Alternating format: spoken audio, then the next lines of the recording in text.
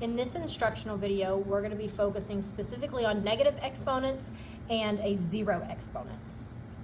When given a negative negative exponents mean we have a larger number in the denominator than we do in the numerator.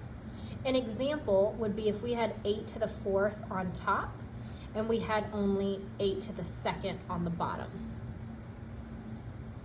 We know that we can solve this by listing out all of the values of 8. So that would be 8 to the 4th on top with 8 to the 2nd on the bottom, leaving us with 8 to the 2nd power remaining. A negative exponent is when that is flipped. So we have 8 to the 2nd on top and 8 to the 4th on the bottom.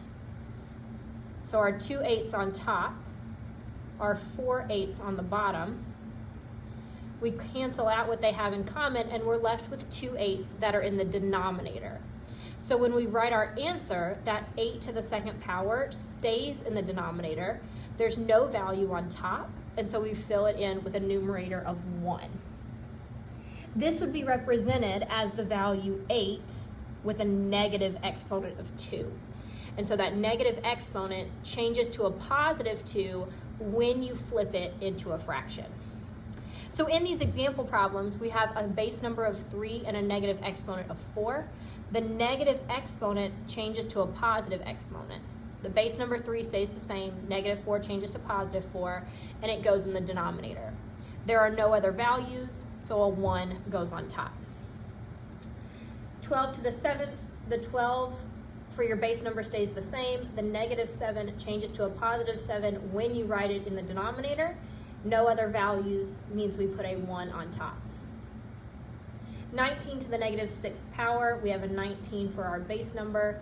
The negative 6 changes to a positive 6 when you write it in the denominator, and we put a 1 on top as there are no other numbers in the problem.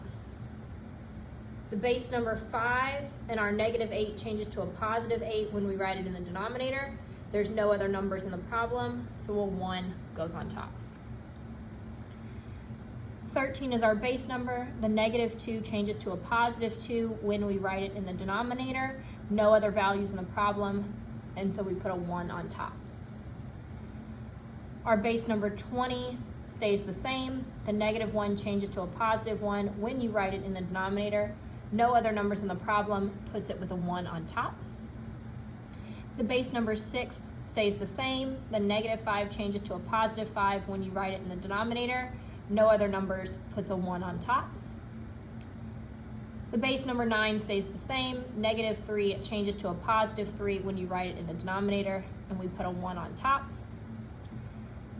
And our last negative problem, 77, the base number stays the same. The negative 9 changes to a positive 9 when you write it in the denominator, and a 1 goes on top.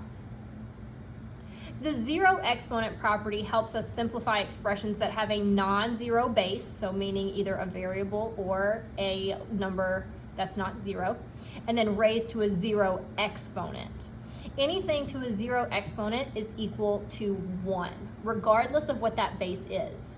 So 4 to the 0 power is equal to 1. 2 to the 0 power is equal to 1. 13 to the 0 power is equal to 1. 1 to the 0 power is equal to 1. We can solve this by looking at, again, a denominator problem where we have 8 to the 3rd on top and 8 to the 3rd on the bottom. We know that anytime the numerator and the denominator match, we can cancel those values out, and 8 to the 3rd can go into 8 to the 3rd one time. If we were to solve it using our exponent properties, we would subtract our exponents, 3 minus 3, which would get us a value of 0. And so anything to the 0 power is 1. 22 to the 0 power is also 1. 250 to the 0 power is 1. The decimal number 1.6 to the 0 power is 1. The fraction 12/7 to the 0 power is 1. And the decimal 0.8 to the 0 power is 1.